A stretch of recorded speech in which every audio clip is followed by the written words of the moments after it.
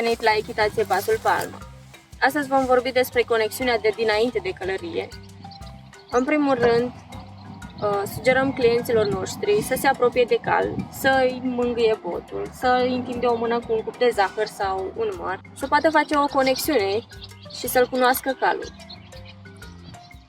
Este foarte important să se creeze această conexiune între călăreț și cal, fiindcă și calul este o ființă, nu este un obiect și simte pe cel care îl duce în spate.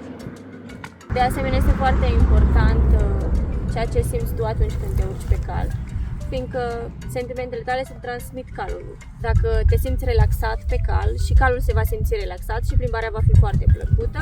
De aceea recomandăm de fiecare dată, înainte de a urca pe cal, să aveți acea conexiune și să veniți cu un morcov sau un măr sau un cup de zahăr.